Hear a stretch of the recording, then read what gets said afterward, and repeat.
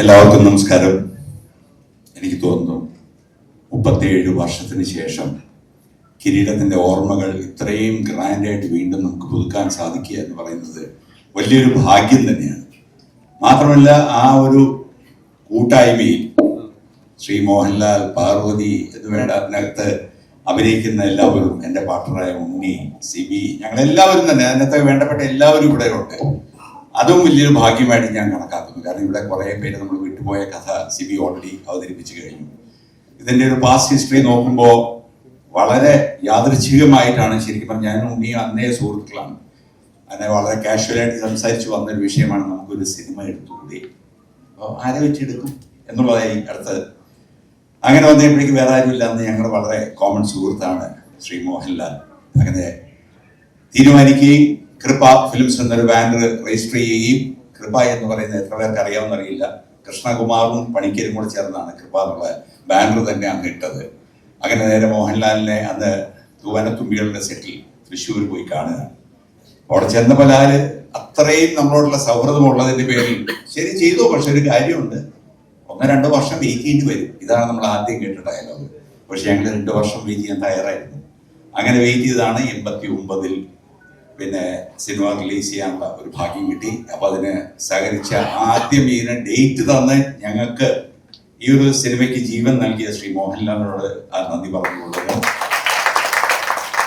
നല്ലൊരു സ്ക്രിപ്റ്റ് തന്ന് നമുക്ക് ആ ചിത്രത്തിന് അടിത്തറ ഉണ്ടാക്കി തന്ന ശ്രീ ലോഹിദാസ് നമ്മളെല്ലാം വിട്ടുപോയി. അദ്ദേഹം ഈ സമയത്ത് നമ്മുടെ കൂടെ ഉണ്ടായിരുന്നെങ്കിൽ എന്ന് ആശിച്ചു പോകുന്നു. പിന്നെ ഈ സിനിമ ഇത്രയും വിജയകരമാക്കി തീർത്തത് വേറെ ആരുമല്ല, സിബി മലയിൽ തന്നെയാണ്.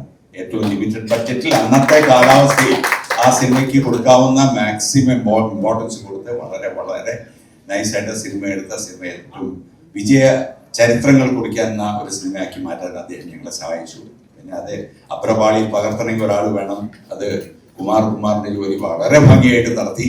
അങ്ങനെ നന്ദി പറഞ്ഞാൽ എനിക്ക് തോന്നുന്നത് എല്ലാവരോടും പറയേണ്ടി വരും. പിന്നെ ഇതിനകത്ത് നമുക്ക് എല്ലാവർക്കും അറിയാവുന്നത് പോലെ തന്നെ അതിനകത്ത് ഒറ്റ പാട്ടേ ഉള്ളൂ. ആ പാട്ട് പാടിയത് വേറെ ആരുമല്ല, നമ്മുടെ ശ്രീകുട്ടനാണ്. ശ്രീകുട്ടൻ്റെ ആ പാട്ട് നാഷണൽ ലെവൽ റെക്കഗ്നിഷൻ വരെ കിട്ടി. ശ്രീ മോഹൻലാലിന് നാഷണൽ റെക്കഗ്നിഷൻ കിട്ടി. ഞങ്ങൾക്ക് കിരീടം എന്ന ചിത്രത്തിലൂടെ ഞാനും ഉണ്ണിയും നല്ലൊരു തുടക്കം കുറിച്ചു. പിന്നെ നമ്മുടെ പാർവതി ഇവിടെ എത്തിയതിൽ വളരെയധികം സന്തോഷമുണ്ട്. കാരണം എനിക്കൊന്ന് വർഷങ്ങളായിട്ട് ശേഷമാണ് നമ്മൾ തമ്മിൽ നേരിട്ട് കാണുന്നത് തന്നെ. അപ്പോൾ ആ ഒരു ചിത്രത്തിന്റെ ഭാഗമായിരുന്ന എല്ലാവരും തന്നെ എത്തിയിട്ടുണ്ട്. എല്ലാവർക്കും നന്ദി പറഞ്ഞുകൊള്ളുന്നു. ഈ ഇങ്ങനെ ഒരു തോട്ട് വന്നതും ഈ റീമാസ്റ്ററിങ് എന്നൊരു സംഭവം വന്നത് തന്നെ പുതിയൊരു തിയേറ്റർ എക്സ്പീരിയൻസിന് വഴിയൊരുക്കിയിട്ടുണ്ട്. ഞാൻ എല്ലാവരോടും റിക്വസ്റ്റ് ചെയ്യുകയാണ്, ഇത് ഈ വീഡിയോ കാണുന്ന എല്ലാവരോടും ഞാൻ പറയുകയാണ്, ഈ സിനിമ തിയേറ്ററിൽ തന്നെ പോയി കാണണം. ഇനി വീഡിയോയിൽ കണ്ടിട്ട് കാര്യമില്ല, അല്ലെങ്കിൽ ടി വിയിൽ കണ്ടിട്ട് കാര്യമില്ല.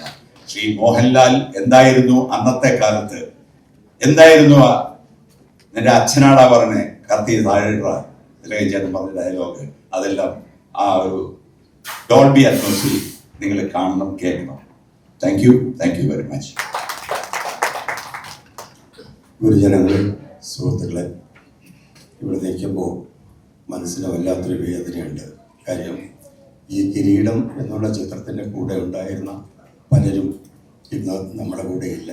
അതിൻ്റെ ഒരു വേദന വല്ലാതുണ്ട്. 1.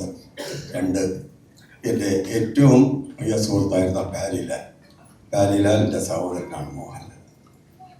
ലാലിൻ്റെ ഒരൊറ്റ വാക്കിലാണ് ഈ ചിത്രം ഉണ്ടാകുന്നത്.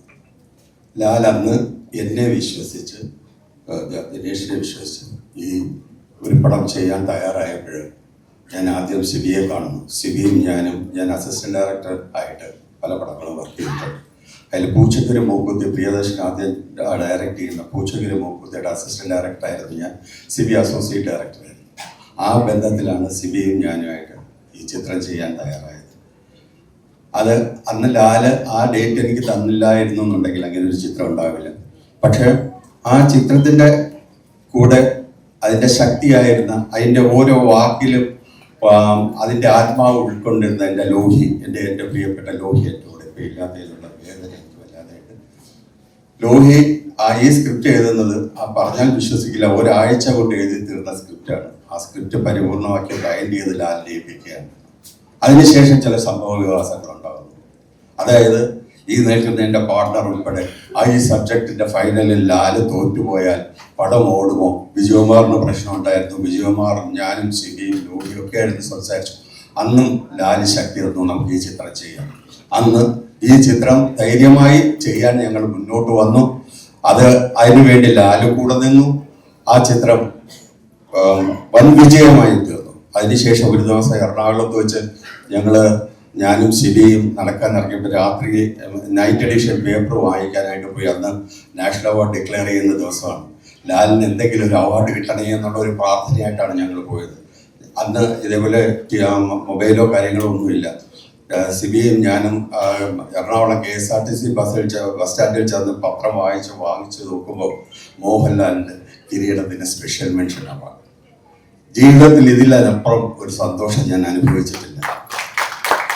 സർവേശ്വരനെ സാക്ഷിയെടുത്ത് പറയാണ്, ജീവിതത്തിൽ അത്രമാത്രം ഞാൻ സന്തോഷിച്ച ദിവസമാണ്. എൻ്റെ അനിയന് കൊടുക്കാൻ പറ്റിയ ഏറ്റവും വലിയ സമ്മാനം. മാത്രമല്ല, എന്നെ അറിയപ്പെടുന്നത് കിരീട ഉണ്ണി എന്നാണ് ഒരു സിനിമയുടെ പേര്. അത് തന്നെ എൻ്റെ ഒരു വലിയ ഭാഗ്യമാണ്. ഈ ചിത്രത്തിന് എൻ്റെ കൂടെ പ്രവർത്തിച്ച സകല ആൾക്കാരെയും സ്മരിച്ചുകൊണ്ട് എന്നെ വിട്ടുപോയവരുടെ മുന്നിൽ എൻ്റെ കണ്ണീർ പൂക്കൾ അർപ്പിച്ചുകൊണ്ട് ഞാൻ നിർത്തുന്നു.